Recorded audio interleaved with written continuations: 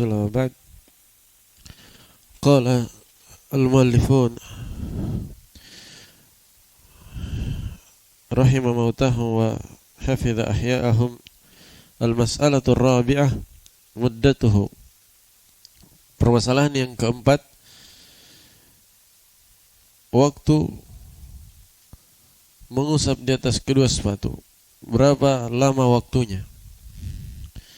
Nah, kata para penulis, wa muddatul mashi 'alal khuffain binisbati lil muqim wa man safarahu la yubihu lahul qasra yawmun wa laylah.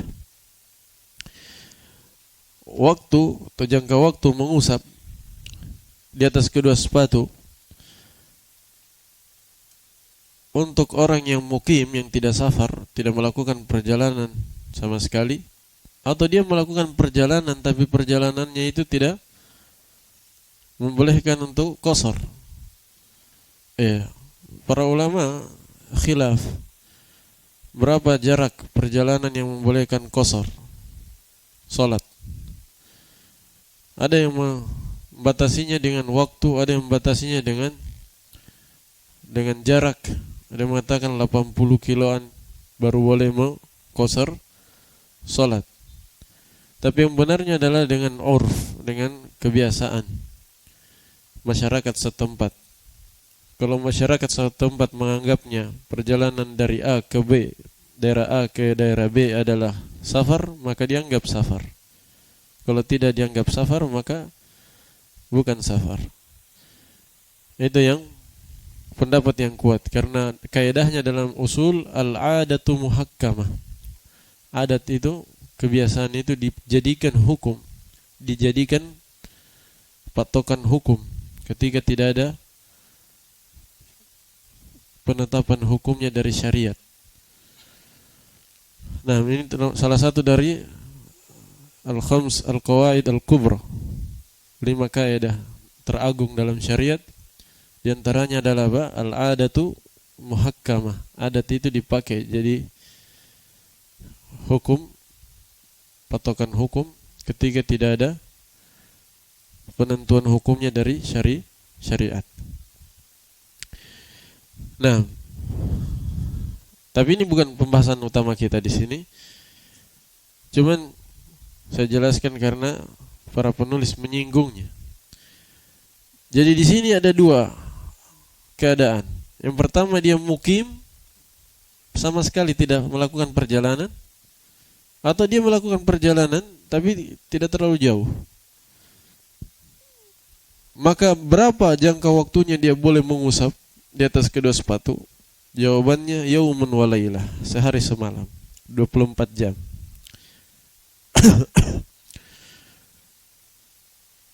Nah, dari mana ke mana? Nah, itu nanti dibahas di permasalahan setelahnya. Wa bin nisbati lil musafiri safaran yubihu lahul qasar 3 ayyamin bilayaliha. Adapun musafir, seseorang yang melakukan perjalanan jauh, yang mana perjalanannya itu membolehkan seorang untuk mengqasar salat, maka jangka waktu untuk mengusap baginya adalah 3 hari 3 malam. Boleh dia mengusap 3 hari 3 malam berturut-turut tanpa membuka sepatunya. Jelas ya? Jadi di sini ada 3 golongan. Golongan yang tidak melakukan perjalanan sama sekali. Yang kedua, yang melakukan perjalanan tapi tidak jauh. Yang ketiga, melakukan perjalanan jauh. 2 yang pertama itu 1 hari 1 malam, sementara yang terakhir 3 hari 3 malam. Apa dalilnya? Dalilnya adalah hadis Ali bin Abi Thalib radhiyallahu taala anhu. Beliau berkata, ja'ala Rasulullah sallallahu alaihi wasallam 3 ayyamin wa layaliyahunna lil musafir wa yawman wa laylatan lil muqim. Rasulullah sallallahu alaihi wasallam menetapkan, kata Ali bin Abi Thalib, Rasulullah sallallahu alaihi wasallam menetapkan 3 hari 3 malam untuk musafir. Maksudnya jangka waktu mengusap Nabi tetapkan 3 hari 3 malam untuk musafir. dan sehari semalam bagi orang yang mukim. Dan orang yang melakukan perjalanan tapi tidak jauh itu dihitung apa? Mukim. Nah, karena itu dia mengambil hukum mukim, yaitu dia hanya boleh mengusap sehari semalam. Nah, kemudian permasalahan yang kelima. Ini kelima ini bagusnya kita lompati dulu langsung ke 6. Sebab kalau dibalik agak repot menjelaskannya. Kita langsung lompat ke permasalahan yang ke-6 dulu. Al-mas'alatus sadisa ibtida'u muddatil masah. Permasalahan yang ke-6, awal waktu mengusap, kapan dihitung? Kan sudah kita tahu tadi, 1 hari 1 malam untuk mukim, 3 hari 3 malam untuk musafir. Nah, awalnya mulainya itu kapan dihitung? Karena ada beberapa kemungkinan. Mulainya dihitung pas awal wudu, atau pas awal pakai sepatu, atau pas awal berhadas setelah pakai sepatu, atau awal kali mengusap. Ini 4 kemungkinan. Karena itu para ulama khilaf. 2 pendapat yang paling masyhur nanti akan disebutkan. 2 pendapat paling masyhur. Apa itu? Lihat, awal mengusap kata para penulis tabtadi muddatul mashi minal hadath ba'dal labs. Dimulai waktu mengusap itu dihitung permulaan waktu mengusap minal hadath, dimulai pada saat berhadath setelah memakai sepatu. Paham? Kapan dihitung? Pas berhadas setelah pakai sepatu. Jadi antum misalnya salat subuh, berwudu, setelah itu pakai kaos kaki atau pakai sepatu. Iya. Kemudian setelah salat subuh, terbit matahari, berhadas. Pas terbit matahari, taruhlah jam 6.30. Berarti dihitung waktunya mulai dari berhadas. Jam 6.30. Paham? Awal kali berhadas setelah pakai sepatu.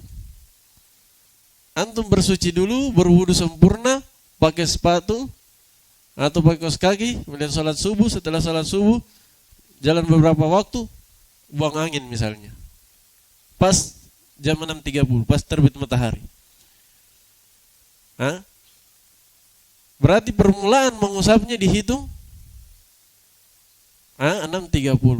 Berarti berakhirnya nanti kapan? Kalau mukim 6.30 di hari esok. Ya kan? 6.30 di hari esok berakhir. Sudah tidak bisa lagi mengusap. Boleh mengusap tapi buka dulu sepatunya baru berwudu ulang, berwudu sempurna. Kalau mau lanjut mengusap. Tapi kalau mau lanjut lagi hari kedua tanpa membuka itu tidak boleh lagi. 6.30 hari ini, 6.30 di hari esok. Itu akhirnya. Jadi kalau 6.30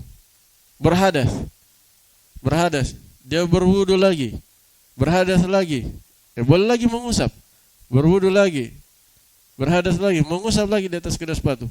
Jadi di rentan waktu atau selang waktu 6.30 sampai 6.30 di hari esok, misalnya 10 kali berhadas. 10 kali juga boleh dia mengusap di atas kedua sepatu. 10 kali, 20 kali, yang jelas di selang di antara 2 waktu ini. Di antara 6.30 hari ini dan 6.30 di hari esok. Jelas ya? Baik. Nah, pas sudah lewat waktunya, tidak bisa lagi dia mengusap. Tidak bisa lagi dia mengusap. Dia harus berwudu sempurna dulu, kemudian pakai sepatu lagi, setelah itu lagi boleh lagi mengusap. Boleh lagi mengusap. Nah, ini pendapat pertama dan ini pendapat jumhur. Permulaan waktunya kapan? Saat berhadas. Nah, setelah menggunakan sepatu. Awal kali berhadas ya. Awal kali dia berhadas. Jadi kalau misalnya setelah pakai sepatu dia berhadas. Kan berhadas kadang buang angin, sebentar lagi buang air kecil. Mana yang dihitung? Yang awal kali berhadas. Makanya di situ pakai minal hadas. Min ibtidaiyah di situ. Dia awal kali berhadas setelah pakai sepatu. Kaman tawaddu li salatil fajar. Ini contoh. Seperti orang misalnya yang berwudu untuk salat subuh. Walau bisa al-khuffain. Setelah itu dia pakai kedua sepatunya atau kedua kaos kaki misalnya.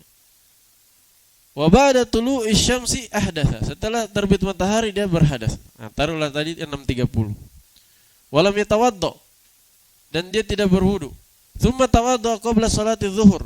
Kemudian dia ingin berwudu untuk salat zuhur. Nah, di situ apa? Boleh dia mengusap. Ya kan? Terpenuhi syarat karena tadi waktu dia masukkan kedua sepatunya dalam keadaan suci. Setelah itu dia berhadas, dia tidak langsung berwudu, tunggu salat zuhur dulu baru berwudu. Terserah dia kan, mau berwudu langsung atau tidak berwudu, mau berwudu langsung atau tunda dulu sampai waktu salat datang, terserah dia. Nah di sini dia tunda sampai waktu salat datang. Nah ketika dia salat zuhur, dia berwudu, taruhlah jam 12.00 dia berwudu. Nah, dia di situ mengusap di atas kedua sepatu. Boleh baginya untuk mengusap di atas kedua sepatu. Fabtida'ul muddati min tulu'i syamsi waqtal hadath. Maka awal waktu dihitung dari terbitnya matahari sewaktu dia berhadas. Maksudnya di awal kali berhadas tadi. Ini kesimpulan yang tadi ya. Kesimpulan tadi. Jadi dihitungnya di awal kali dia berhadas waktu terbit matahari tadi. Nah, setelah dia pakai sepatu tentunya. Wa qala ba'dul ulama, pendapat kedua, berkata sebagian ulama, dan ini pendapat dikuatkan oleh banyak ulama, dikuatkan oleh Ibnu Utsaimin, Al-Wadi'i, Syekh Muqbil Al-Wadi'i rahimahumullah dan banyak ulama yang lain. Dan ini riwayat dari Imam Ahmad. Satu riwayat dari Imam Ahmad dan juga pendapat Dawud Al-Zahiri.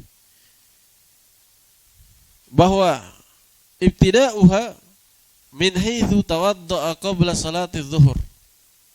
Awal kali atau awal waktunya adalah dimulai saat dia berwudu sebelum salat zuhur. Dimulai saat dia berwudu saat salat zuhur yang tadi. Contoh yang tadi maksudnya, pakai contoh yang tadi. Di awal waktunya apa katanya? Di saat berwudu. Ai minal mashi ba'dal hadath. Yaitu dimulai dari saat mengusap setelah dia berhadas. Paham?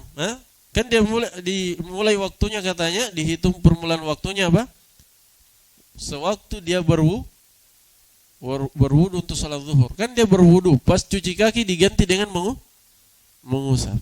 Nah, disitulah dihitung mengusapnya itu. Bukan pas berhadas. Antum ingat ini saja.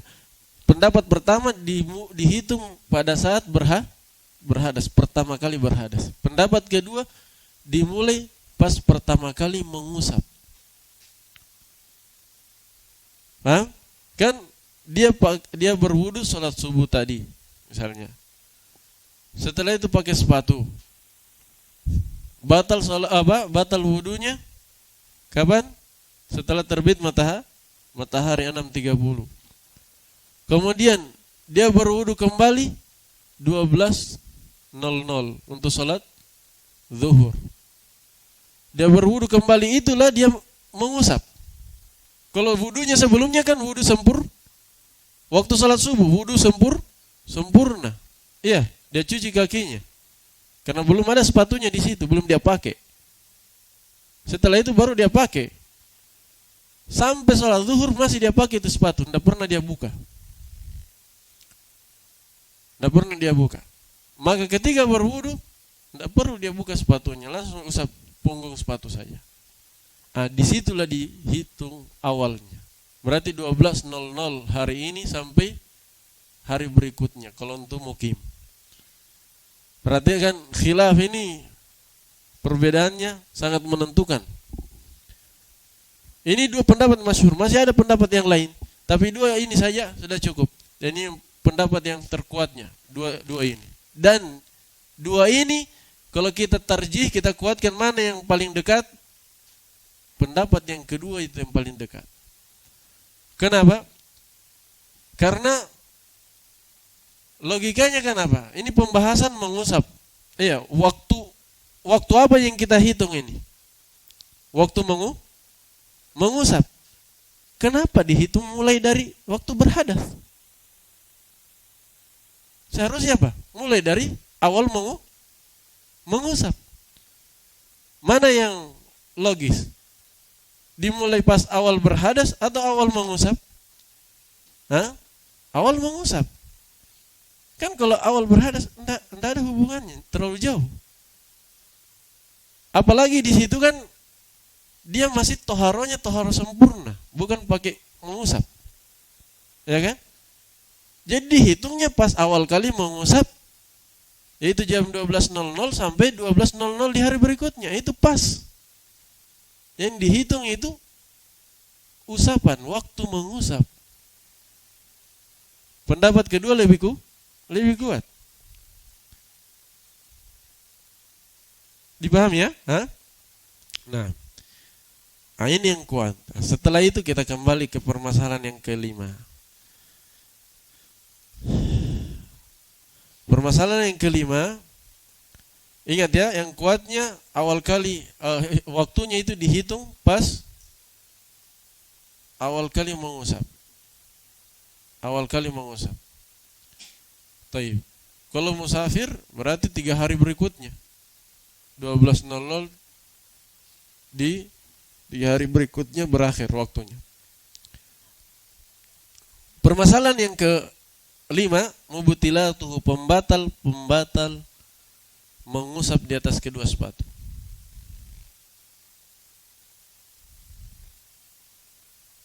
Pembatal yang mengusap di atas kedua sepatu. Wa yabtulul mashu bima ya'ti. Mengusap di atas kedua sepatu itu batal dengan hal-hal berikut ini. Ini bukan pembatal wudunya ya. Mengusapnya.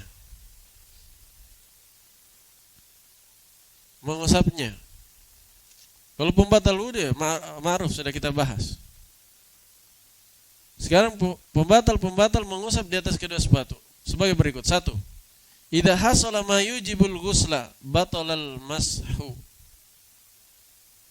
Jika terjadi apa yang mengharuskan mandi, maka batal apa? Mengusap. Tidak bisa lagi mengusap di atas kedua sepatu kalau ada yang mengharuskan mandi. Karena kalau ada yang mengharuskan mandi, harus mandi. Dan mandi tidak mungkin pakai sepatu. Ya kan? Tidak mungkin pakai sepatu. Nah, berarti kalau hadasnya dia berhadas akbar, tidak boleh mengusap di atas kedua sepatu. Karena namanya mengusap di atas kedua sepatu itu pembahasan wudu. Wudu itu hadas apa? Hadas asghar, ya kan? Mengusap di atas kedua sepatu itu pengganti mencuci kaki ketika berwudu. Berarti pembahasannya di hadas asghar. Berdasarkan hadis Safwan bin Assal radhiyallahu taala anhu, annahu qala kana Nabi sallallahu alaihi wasallam ya'muruna idza kunna safaran alla nanziya khifafana thalathata ayyamin wa layaliyahunna illa min janabah. Kata Safwan bin Assal, Nabi sallallahu alaihi wasallam dahulu memerintahkan kami apabila kami bersafar jangan melepas sepatu-sepatu kami, agar kami tidak melepas sepatu-sepatu kami. Beliau memerintahkan kami ketika bersafar agar tidak melepaskan sepatu-sepatu kami selama 3 hari 3 malam. Salasata ayyamin wa layaliyahunna, 3 hari 3 malam. Illa min janabah, kecuali junub, itu hadas akbar. Pemahamannya berarti apa? Semua hadas akbar yang mengharuskan mandi tidak bisa lagi apa? Mengusap di atas kedua sepatu. Nah, karena Nabi SAW memerintahkan para sahabat untuk mengusap di atas kedua sepatu pada saat berhadas asghar saja. Sebagaimana di hadis yang lain, illa min naumin aw ghaitin aw baulin. Ya. Jadi mengusap di atas kedua sepatu kata Nabi, min naum karena tidur, berhadas karena tidur, karena buang air besar, atau karena kencing. Maksudnya hadas-hadas asghar saja. Adapun hadas akbar, maka dia harus mandi dan tidak mungkin pakai sepatu. Jelas ya? Kemudian yang kedua, pembatal yang kedua, idza dhahara ba'du mahallil fardhi, jika nampak sebagian tempat yang wajib ditutup. Kan kemarin yang wajib ditutup dari kakinya menggunakan sepatu apa? Ya, sampai mata kaki. Jadi kalau ada yang nampak sebagian, maka tidak boleh dia mengusap. Nah, ini harus dikasih catatan. Kemarin saya sudah tambih, kalau dia fahishan, robenya itu robe yang besar, robenya fahishan, robe yang sangat parah, sehingga tidak bisa lagi dipakai untuk berjalan. Walaupun kalau robe-robe sedikit, maka tidak ada masalah. Jadi kalau nampak kulitnya sedikit karena robe sedikit, tidak ada masalah insyaallah ta'ala. Bahkan ini keadaan kebanyakan sahabat, sepatu mereka sudah robe-robe sedikit atau sudah robe sekalipun mereka masih pakai. Nah, jelas ya? Aidzuhuru ba'dil qadam, yaitu nampak sebagian kaki. Nah, ini membatalkan. Kata beliau batalal mashu, batal mengusap. Tidak bisa lagi mengusap di atas kedua sepatu. Yang benarnya kalau nampaknya itu yang besar sekali. Adapun nampak yang sedikit tidak ada masalah insyaallah taala. Nah, dimaafkan kalau sedikit. Ketiga, naz'ul khuffain yubtilul masah, membuka sepatu. Pembatal yang ketiga, membuka sepatu itu membatalkan mengusap di atas kedua sepatu. Iya. Jika yang diinginkan di sini membuka sepatu, tidak boleh lagi mengusap setelahnya, maka ini benar. Paham? Hah? Kan dia mengusap di atas kedua sepatu. Tadi jam 12.00 ya. Setelah itu, setelah salat zuhur, dia buka sepatunya. Ada satu keperluan dia buka. Setelah itu dia pakai lagi. Batal wudunya sebelum masuk asar. Pas salat asar jam 3.00 dia berwudu lagi. Apakah boleh dia mengusap di situ? Tidak boleh, karena di pertengahan salat zuhur dan asar dia buka sepatunya. Jelas? Tidak boleh di situ mengusap lagi. Harus dia buka sepatunya. Harus dia buka sepatunya kemudian berwudu sempurna di situ. Tidak boleh dia lanjutkan karena dia sudah buka tadi. Tidak boleh dia lanjutkan. Apa alasannya? Alasannya karena kalau dia mengusap di atas kedua sepatu pas salat asar, di situ dia masukkan sepatunya tadi itu di atas toharo ma'iyah atau bukan? Kan kemarin syaratnya harus dia masukkan di atas toharo ma'iyah. Dia cuci pakai air itu kakinya dia masukkan kedua kakinya ke dalam sepatu setelah dia cuci pakai air. Dia berwudu sempurna, dia cuci kakinya pakai air. Kalau dia mengusap, kemudian dia buka sepatunya, kemudian dia mengusap lagi, kan waktu dia masukkan, pas dia pakai sebelum asar itu sepatunya, dia masukkan ke dalam sepatu, kakinya apa? Dia masukkan dalam keadaan toharo ma'iyah atau toharo mashiyah? Toharo mashiyah, pakai dia mengusap. Saya harap antum paham ini. Kan zuhur dia mengusap. 12.00 dia mengusap.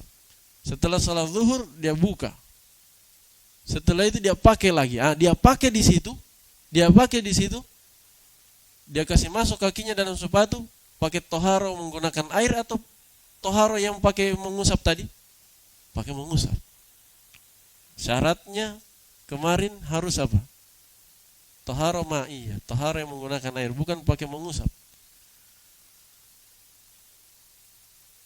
Jelas ya?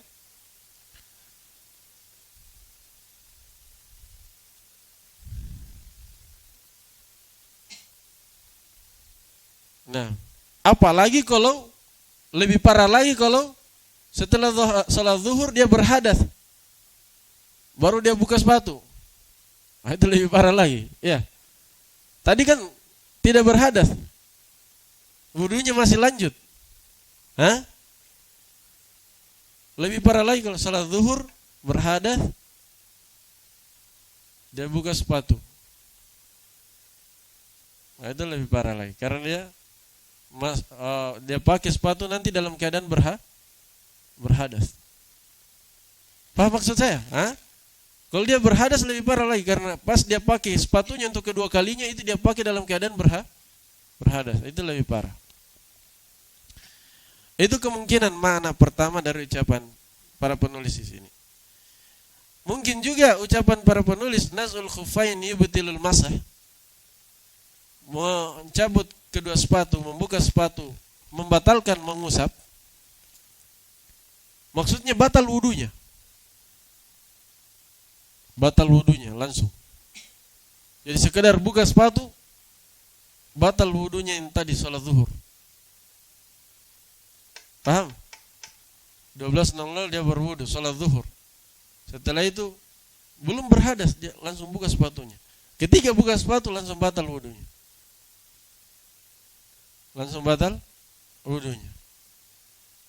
Nah, ini kemungkinan mana ucapan para penulis. Di sini khilaf para ulama. Apakah sekedar buka sepatu batal wudunya ketika mengusap tadi atau tidak? Yang kuatnya tidak batal wudunya. Kalau dia buka sepatu tidak batal wudunya, cuman tidak boleh lagi dia mengusap. Tidak batal wudunya. Wudunya akan batal kalau ada pembatal wudu. Kan begitu? Wudu akan batal kalau ada pembatal wudu. Kalau tidak, selama tidak ada pembatal wudu, maka wudunya tetap bisa dipakai untuk ibadah. Taib. Keempat. Inqida'u muddatil mashi mubtilun lahu. Mana tadi atau ada lanjutannya tadi? Wa naz'u ahadil khuffain ka naz'ihima fi qouli aktsari ahli ilm. Sekarang bagaimana kalau dia cabut satu sepatu saja? Kata para penulis, mencabut satu sepatu, membuka satu sepatu itu sama saja membuka dua-duanya, tidak ada bedanya. Menurut pendapat kebanyakan ulama. Jelas ya? Pembatal yang keempat, inqida'u muddatil mashi mubtilun lahu. Berakhirnya waktu mengusap itu membatalkan mengusap. Paham? Berakhirnya waktu mengusap membatalkan mengusap. Maksudnya tidak bisa lagi mengusap. Ini benar kalau yang diinginkan seperti itu. Karena ucapan ini dua kemungkinan juga. Berakhirnya waktu mengusap membatalkan mengusap, sudah tidak bisa lagi mengusap. Jadi misalnya jam 12.00 awal kali mengusap, di hari berikutnya jam 12.00. Pas 12 lewat sedikit, itu langsung tidak bisa lagi mengusap dia. Tidak bisa lagi mengusap. Jadi misalnya jam 12 lewat 1 menit di hari berikutnya, dia mengusap lagi untuk sholat zuhur, tidak bisa lah. Tidak bisa lagi. Kenapa? Karena sudah lewat waktunya. Itu mungkin mana pertama dari ucapan penulis. Mana kedua, berakhirnya waktu langsung membatalkan wudu. Paham? Mirip dengan yang tadi. Kalau tadi mencabut sepatu langsung batalkan wudu. Kalau sekarang berakhir waktu langsung batal wudunya. Misalnya 12.00 di hari berikutnya berakhir waktunya. Tapi wudunya sebelumnya sebenarnya masih apa? Masih ada, belum batal. Apakah dengan berakhirnya waktu yang ditentukan maka wudunya itu juga langsung batal atau tidak? Nah, ini khilaf lagi sama dengan tadi. Yang kuatnya tidak. Pendapat Ibnu Utsaimin, Syekh Mukbil, beliau lebih menguatkan tidak batal. Tidak batal wudunya. Berakhirnya waktu tidak membatalkan wudu. Wudunya tetap sah. Kalau seandainya wudu sebelumnya masih ada, masih dalam artian tidak batal, maka masih bisa dipakai untuk sholat. Masih bisa dipakai untuk sholat. Jadi berakhir waktunya artinya tidak bisa lagi mengusap. Bukan wudunya berakhir. Bukan wudunya berakhir. Jelas ya? Baik. Ini banyak permasalahan di sini sebenarnya. Pembahasan, iskal-iskalat itu banyak di sini. Timbul lagi iskal misalnya. Bagaimana kalau dia bersafar, baru 2 hari sudah pulang? Kan 3 hari 3 malam kalau safar. Baru 1 hari setengah atau 2 hari sudah pulang. Apakah pas tiba di daerahnya langsung berakhir waktunya? Begitu pula sebaliknya. Dia mukim jam 12 dia mengusap, jam 11 besoknya safar. Jam 11 besoknya safar. Apakah dihitung dari yang kemarin atau mulai baru lagi? Nah, ini iskal pembahasan ini. Taib. Ada khilaf tentunya. Cuman sebagian ulama seperti Syekh Abdurrahman Al-Adeni rahimahullah, beliau mengambil al-asal, mengambil waktu asalnya. Jadi kalau dia safar, ya misalnya pulangnya baru 2 hari sudah pulang, maka dia lanjutkan yang sebelumnya. Dia lanjutkan yang sebelumnya. Begitu pula kalau dia mukim, kemudian dia safar, maka dia lanjutkan dulu yang sebelumnya, kemudian setelah itu dia mengusap. Jadi kalau dia mukim jam 12,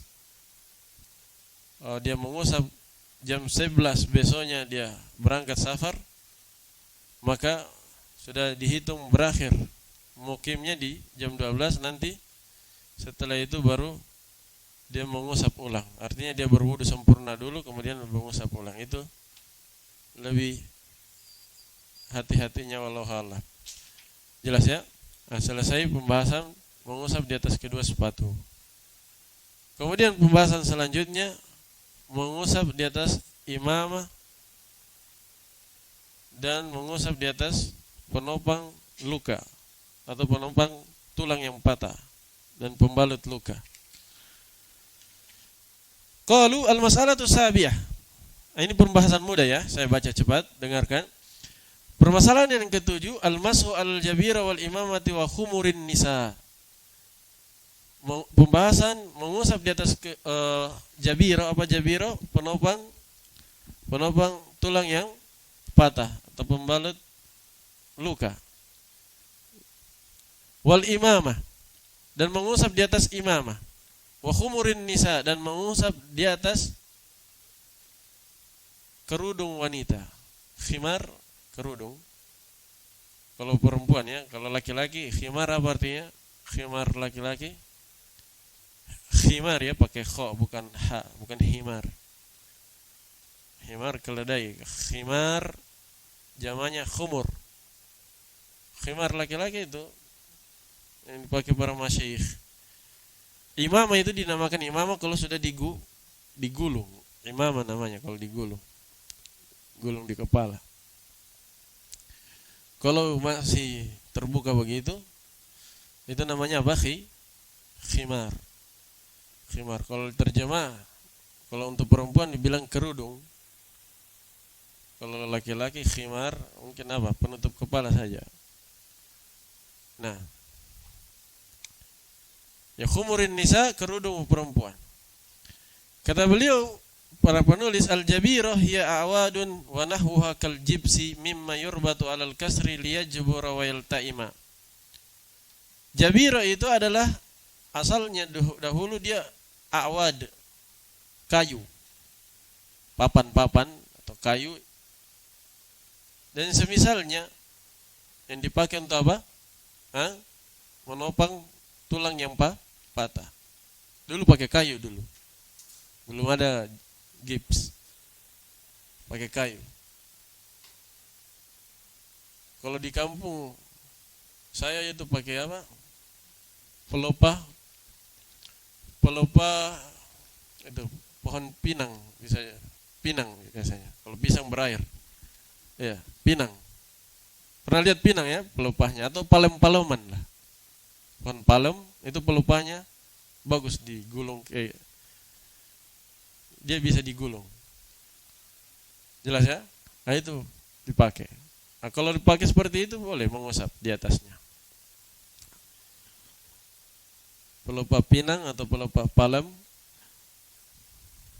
tumbuhan-tumbuhan palem bisa dipakai untuk menopang tulang yang patah. Misalnya tulang lengannya patah, alhamdulillah, tulang lengannya patah, dia bungkus pakai itu supaya lurus. Gunanya kan supaya lurus dan pas sembuh itu sembuhnya bagus, tidak bengkok sana sini. Itu gunanya penopang ini, supaya pas sembuh, karena tulang itu dimaklumi, walaupun dia patah terpisah, dia bisa bersambung lagi. Nah, jadi pas bersambungnya itu seperti semula, mereka topang. Kata para penulis, kayu atau yang semisalnya seperti gips, kal gipsi maksudnya gips yang ma'ruf sekarang. Mimma yurbatu alal kasri, dari hal-hal yang diikat di atas kasr, maksudnya tulang yang patah, di atas tulang yang patah. Liyajbura wa yaltaima, agar tulang yang patah itu sembuh, wa yaltaima, dan bersambung kembali. Wa yamsahu 'alaiha, dan dia boleh mengusap di atasnya, di atas jabira itu. Wa kadzalika yamsahu 'alal lusuki wal lafa'if allati tudau 'alal juruh. Demikian pula boleh baginya untuk mengusap di atas lusuk, tempelan-tempelan apa? Hand plus, semisal itu. Iya, Hansaplast atau hand plus, untuk penutup luka. Wal lafaif, dan balutan-balutan. Lafaif, lipatan-lipatan kain, balutan-balutan yang diletakkan di atas juruh, di atas luka. Jadi boleh penopang tulang yang patah, boleh juga mengusap di atas pembalut-pembalut atau penutup luka. Fakullu hadhil asya'i yamsahu 'alaiha. Semua hal ini boleh dia mengusap di atasnya.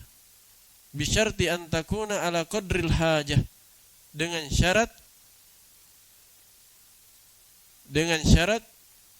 dia mengusap, atau dengan syarat balutannya itu dan topangannya itu sesuai dengan kadar hajatnya. Paham maksudnya? Hah? Sesuai dengan kadar hajat. Jangan lukanya sedikit, dia balut besar sekali. Nah, ini tidak boleh dia mengusap. Karena sudah di luar keperluan. Paham ya? Begitu pula penopang tulang itu seperlunya saja. Kalau dokter bilang segini sudah cukup, ya segitu saja. Jangan juga terlalu panjang. Jelas ya? Begitu pula penutup luka. Jangan terlalu lebih lewat jauh. Pasti lebih ya kan? Pasti lebih. Tapi kan lebihnya itu sesuai kadarnya. Jangan terlalu berlebihan. Nah, kadang sebagian luka walaupun di atas lukanya dia harus balut atas bawah ya kan? Kalau tidak begitu terlepas biasanya. Akhirnya dia gulung. Tapi jangan juga gulungnya terlalu lebar. Jangan juga gulungnya terlalu lebar. Dipahami ya? Nah, ala qadril hajah, sesuai kadar hajatnya. Kalau hajatnya 10 cm misalnya, 10 cm saja dia tutup. Jangan berlebihan. Kalau berlebihan tidak boleh dia mengusap di atas kedua sepatunya, mengusap di atas pembalut lukanya. Fa in tajawazat, lihat ini dia. Fa in tajawazat qadrul hajati lazimahu naz'u ma zada 'alal hajah. Kalau melebihi kadar hajatnya, kadar keperluannya, maka harus dia buka itu yang melebihi keperluannya itu. Harus dia buka. Kalau dia tetap mengusap di atasnya, dia paksakan diri, ya tidak sah usapannya, karena ada hal-hal yang dia usap padahal tidak ada uzurnya. Paham maksudnya? Kalau dia tetap paksakan lukanya 1 cm, balutannya 1 meter, nah, itu berarti ada hal-hal yang dia usap padahal tidak ada uzurnya untuk mengusap. Dia harus cuci seharusnya.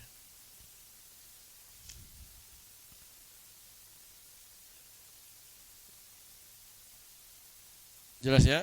Kemudian mana tadi itu?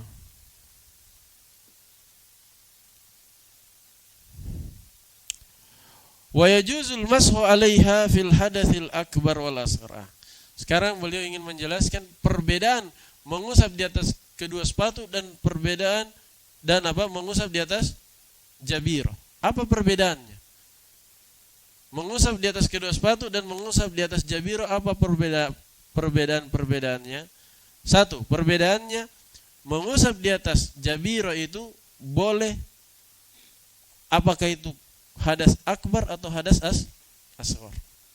Kalau tadi apa? Hadas asghar saja, ya kan? Kalau mengusap di atas kedua sepatu hanya dibolehkan ketika berhadas asghar. Adapun kalau pembalut mengusap di atas pembalut luka atau penopang tulang yang patah, maka dia boleh dalam keadaan dia berhadas akbar atau asghar. Hadas akbar bagaimana? Ya dia mandi. Ketika dia mandi, tidak perlu dia basahi itu pembalut lukanya, kan kalau basah tambah parah biasanya lukanya, atau mungkin tertunda sembuhnya. Ya. Dan luka itu kalau tertunda sembuhnya sudah dapat uzur untuk tidak dibasahi. Paham ya? Ada sebagian luka kalau dia basahi tetap sembuh, cuma lama sembuhnya. Berarti boleh baginya untuk tidak membasahinya. Dia usap saja. Dia usap. Begitu pula ketika mandi. Ketika mandi, dia basahi semua badannya. Kecuali ada lukanya, dia usap. Dia tidak basahi. Kalau ada luka di tangannya misalnya, dia basahi seluruh badan yang lain. Dia sisakan tangannya. Dia hindarkan dari air. Nanti terakhir baru dia usap. Usapnya itu di mana? Ini perbedaan kedua. Usapnya bukan hanya di punggung. Kan kalau tadi kan di punggungnya saja.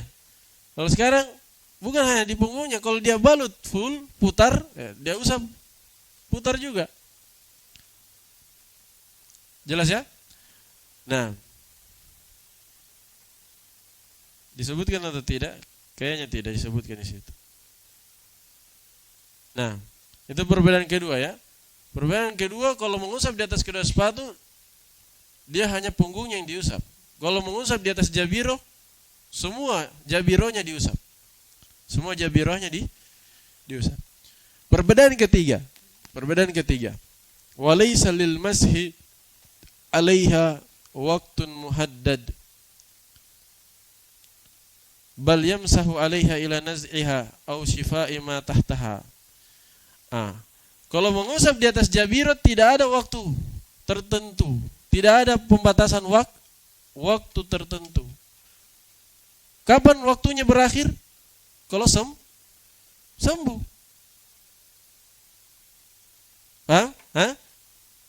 Waktunya berakhir kalau dia sudah sembuh. Kalau sudah dia tidak perlukan lagi penopang tulang itu, maka dia harus buka. Begitu pula penutup lukanya, dia buka. Nah, itu perbedaan ketiga. Walaysa lil mashi 'alaiha waqtun, untuk mengusap di atas ke atas jabiro itu tidak ada waktunya. Muhaddad, tidak ada waktu yang dibatasi. Bal yamsahu 'alaiha, bahkan dia mengusap di atasnya ila naz'iha, sampai dia buka atau sampai sampai dia syifa umatahta, sembuhnya apa yang dibawa tutupannya itu. Sembuhnya apa yang ada di bawahnya, maksudnya tulangnya atau luka yang ditutupinya. Wa dalilu dzalik, dalil akan hal itu adalah annal masha 'alal jabira daruratun, mengusap di atas jabirah, penopang tulang yang patah atau pembalut luka, itu adalah hal darurat. Ya kan? Perkara darurat.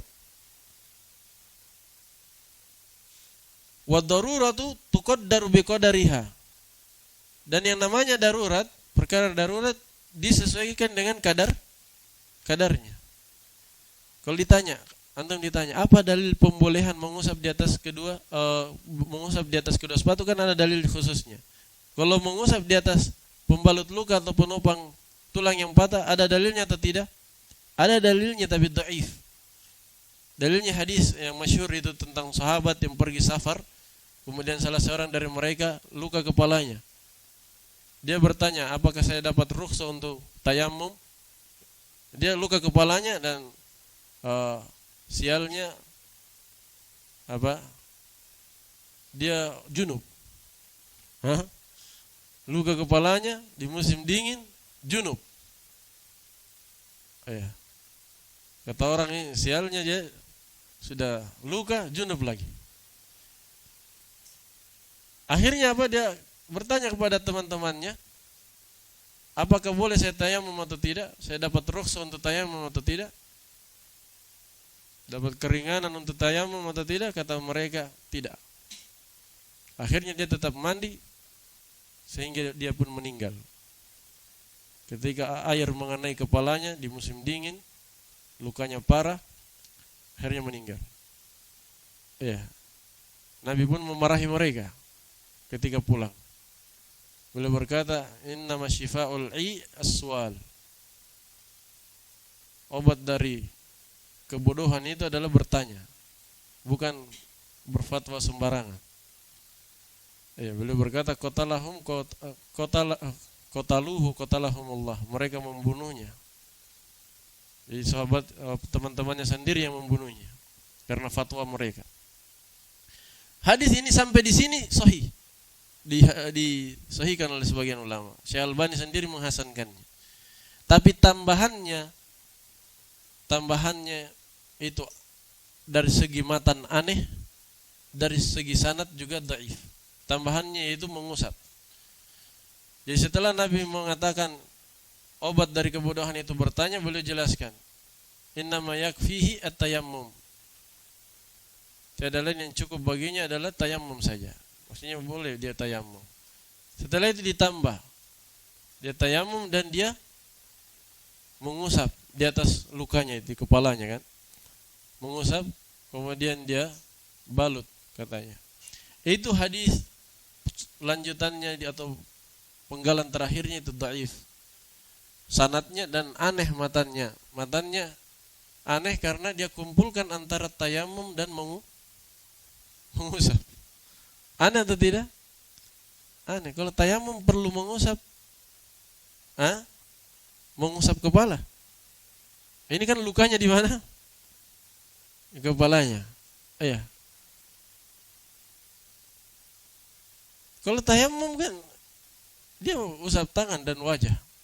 Iya. Usap tangan dan wajah.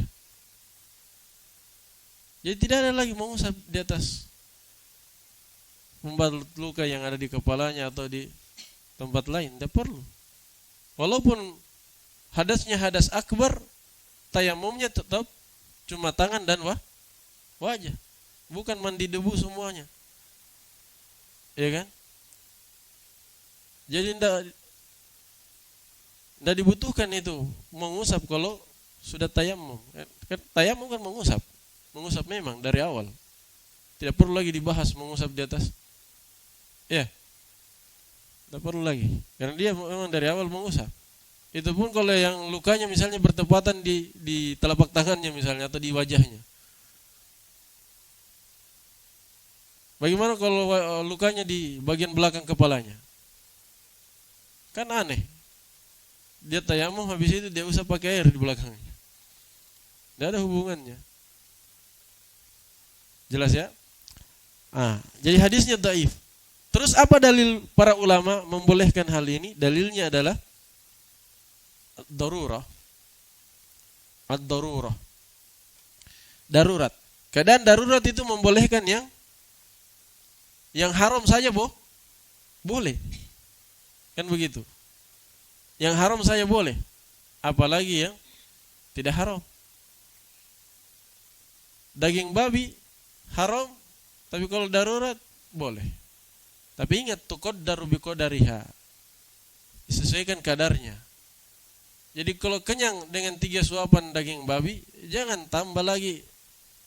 Maksudnya kalau sudah kuat dengan 3 suapan, jangan tambah lagi. Apalagi bawa bekal. Sudah makan daging babi, kayaknya enak ini. Bawa bekal.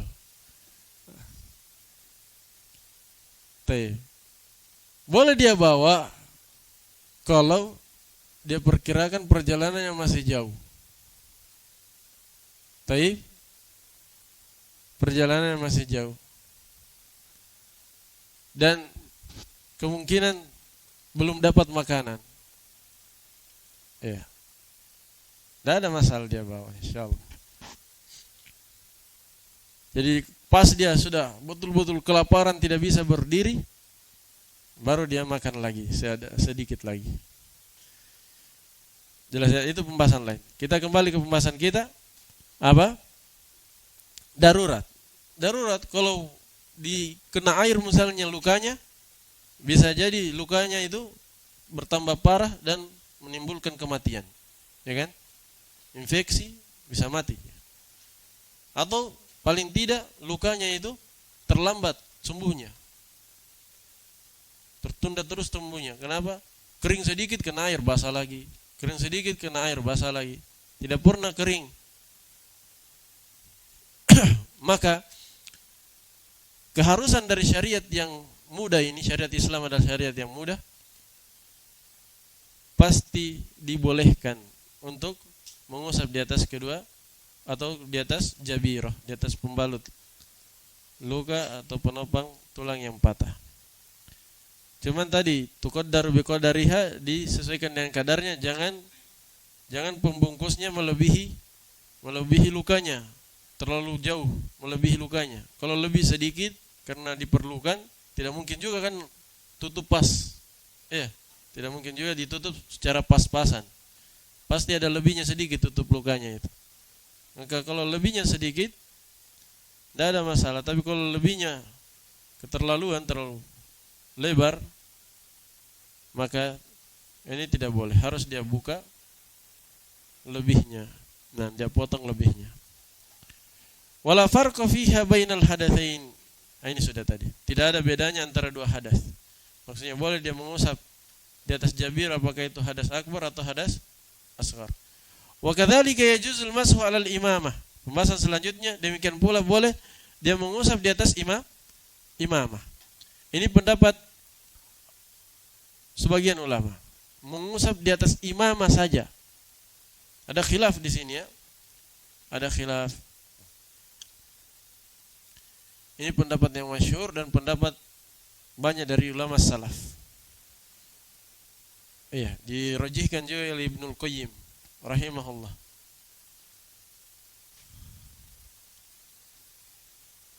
Berbeda dengan jumhur ulama. Tadi saya bilang pendapat banyak ulama salaf dan dirajihkan oleh Ibnul Qayyim. Berbeda dengan jumhur. Jumhur ulama justru tidak membolehkan mengusap di atas imamah saja. Jumhur mengatakan mengusap di atas imamah boleh kalau disertai dengan mengusap ubun-ubun. Jadi ada dua pendapat di sini. Pendapat jumhur tidak boleh mengusap di atas imamah saja tanpa mengusap di atas ubun-ubun. Pendapat banyak dari ulama salaf dan pendapat zahiriyah dan dikuatkan oleh Ibnul Qayyim boleh mengusap di atas imamah saja. Dan ini pendapat yang kuat karena ada dalilnya. Ada dalilnya Nabi pernah mengusap di atas imamah saja. Ada sebagian dalil Nabi mengusap di atas imamah dan di atas ubun-ubunnya. Jadi ubun-ubun kena dan imamahnya juga kena. Itu ada dua dalil. Karena itu yang benarnya dua-duanya boleh. Kata beliau, apa itu imamah? Wahya ma yu'ammamu bihir ra'su. Imamah itu adalah apa yang kepala itu ditutup dengannya. Wa yukawwaru alaihi, dan dibalut di atas kepala. Yukawwar takwir, takwir membalut, gulung. Digulung di atas kepala. Wa dalilu ala dzalik, dalil akan bolehnya hal tersebut adalah hadis Al-Mughirah bin Syu'bah radhiyallahu taala anhu. Beliau berkata, anna Nabi sallallahu alaihi wasallam masaha ala imamatihi wa ala nasiyati wal khuffain. Nabi sallallahu alaihi wasallam pernah mengusap di atas imamahnya dan di atas ubun-ubunnya dan di atas kedua sepatunya. Perhatikan di situ. Ini dalil jumhur.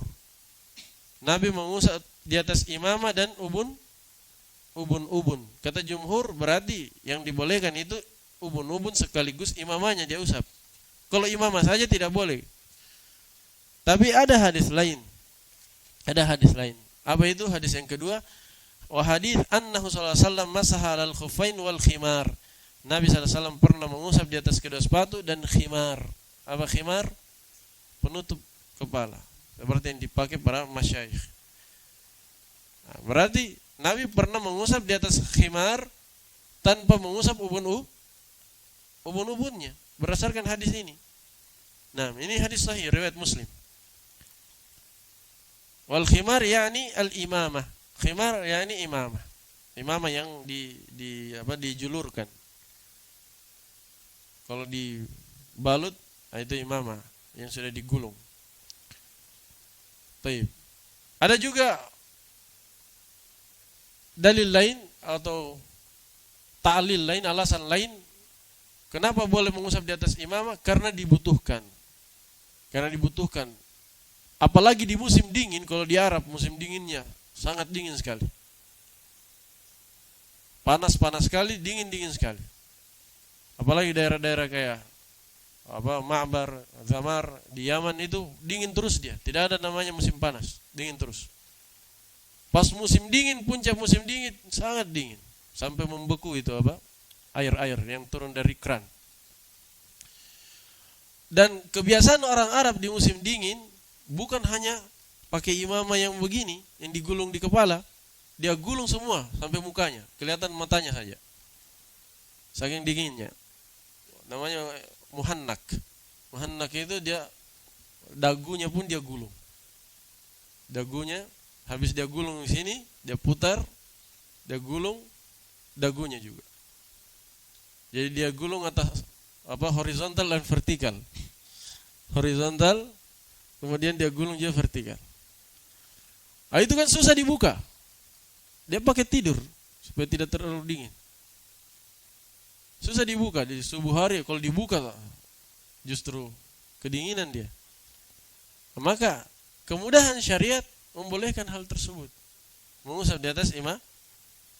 Tidak perlu dia buka itu gulungan yang ada di wajahnya. Jelas ya? Yang ada di kepala. Kalau wajahnya kan dia cuci atau dia berwudu, dia cuci. Cuma kalau yang di kepalanya tidak perlu dia buka. Nah,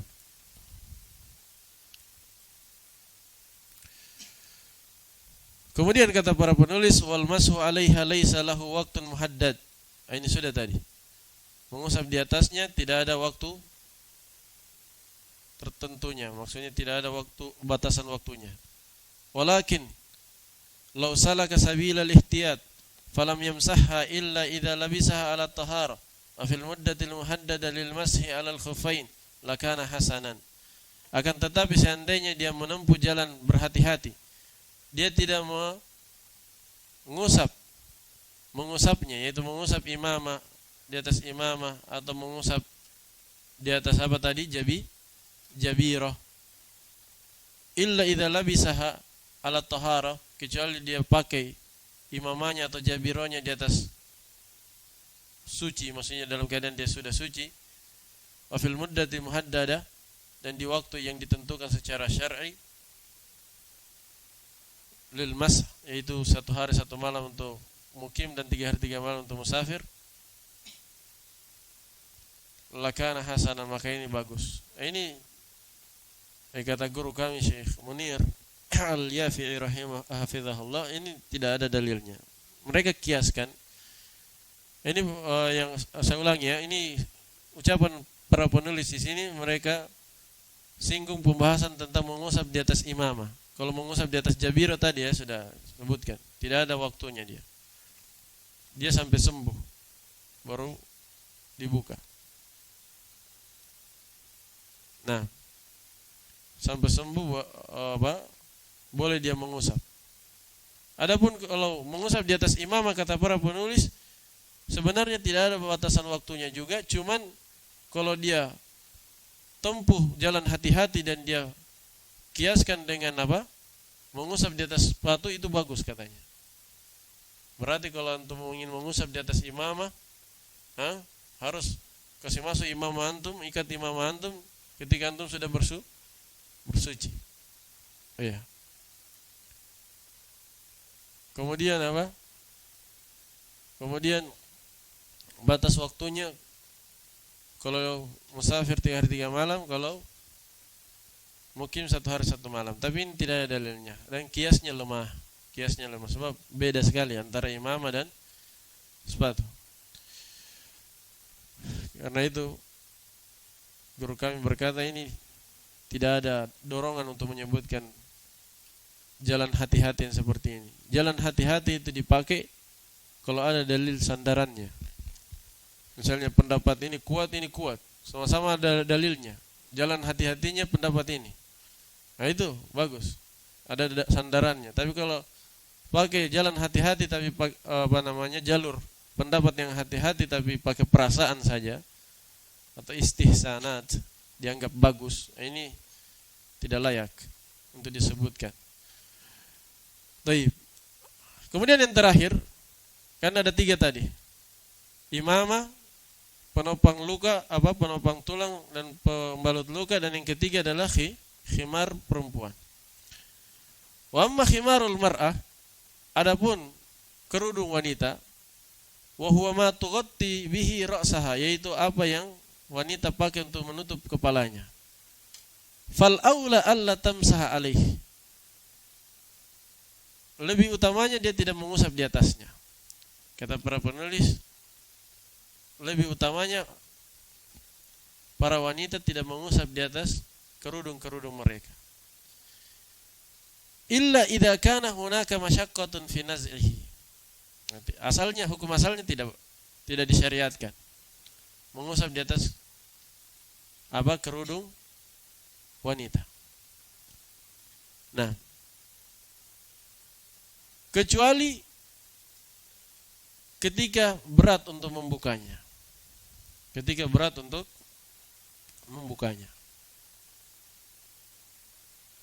Seperti apa misalnya berat membukanya?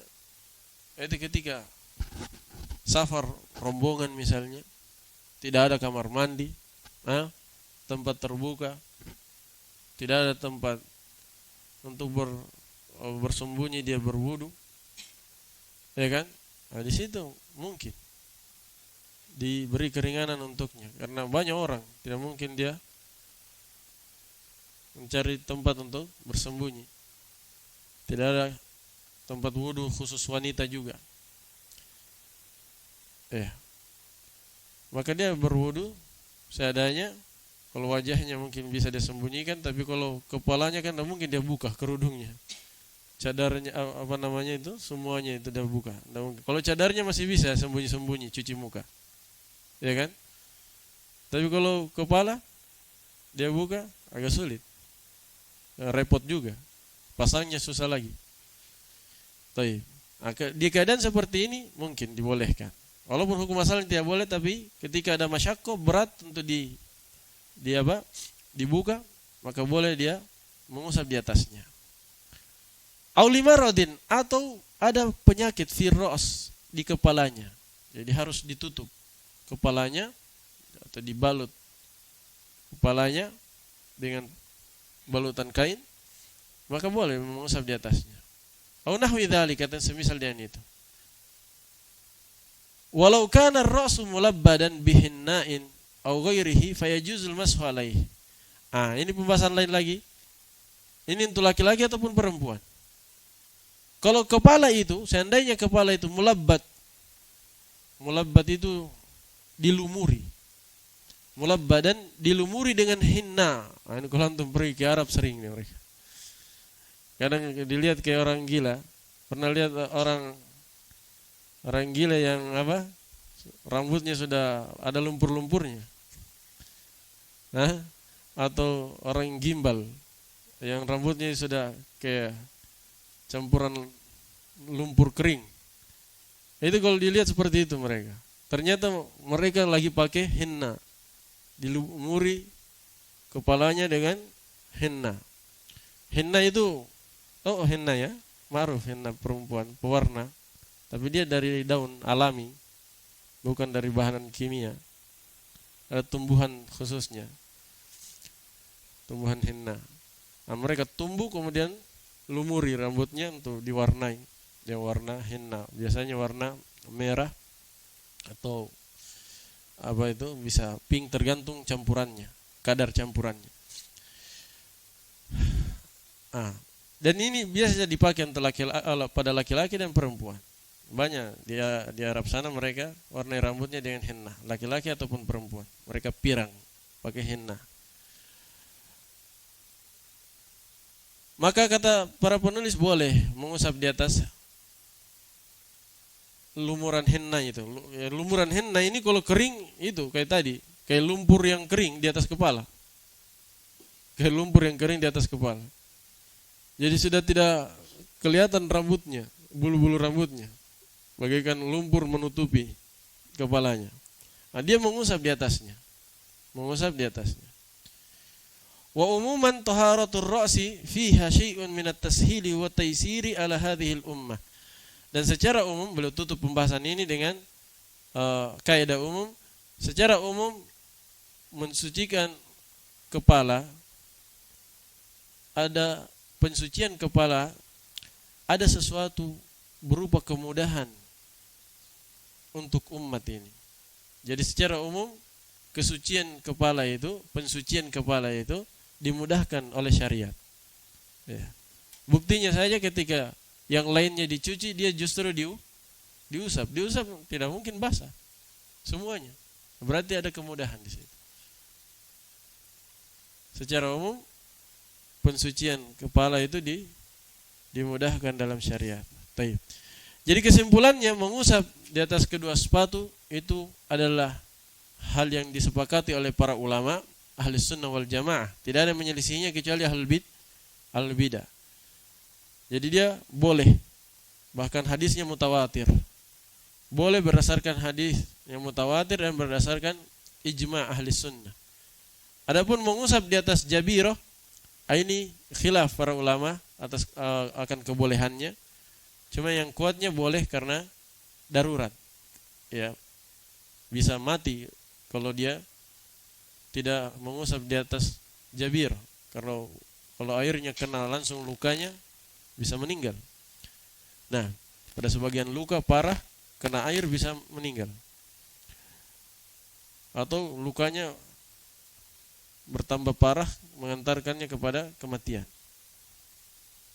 Jadi yang benarnya boleh mengusap di atas jabir boleh. Kemudian mengusap di atas imamah secara menyeluruh tanpa mengusap ubun-ubun. Ini juga pendapat yang kuatnya boleh. Kalau jumhur kan boleh mengusap di atas imamah bersama dengan ubun-ubun. Kalau imamah sendiri saja tanpa ada mengusap di atas ubun-ubun, ini mereka tolak. Mereka katakan tidak boleh. Yang benarnya boleh. Yang benarnya boleh berdasarkan pendapat sebagian salaf dan sesuai dengan hadis tadi, hadis riwayat Muslim bahwa Nabi pernah mengusap di atas kedai sepatu dan khimarnya. Dan khimar itu sama dengan imamah atau hampir sama dengan imamah. Nah, kemudian mengusap di atas khimar perempuan boleh atau tidak? Hukum asalnya tidak boleh kecuali ada keperluan masyaqqah atau darurat sakit misalnya, atau pembahasan ini pembahasan keempat seharusnya mengusap di atas baluran atau lumuran hinna, ini boleh. Berapa pembahasan di bab ini? Mengusap di atas kedai sepatu, mengusap di atas jabiro, mengusap di atas imamah, mengusap di atas khimar perempuan, dan mengusap di atas baluran atau lumuran hinna. Berapa itu? 5 pembahasan. Sudah saya simpulkan tadi. Boleh semuanya kecuali mengusap di atas khimar perempuan, sebab tidak pernah diriwayatkan dari sahabiyat mengusap di atas di atas khimar mereka. Para wanita sahabat tidak pernah diriwayatkan bahwa mereka pernah melakukan hal itu. Karena itu hukum asalnya tidak boleh kecuali ada hal yang memberatkan atau darurat. Jelas ya? Baik, sudah dulu. Subhanakallahumma bihamdika asyhadu an la ilaha illa anta astaghfiruka wa atubu ilaik.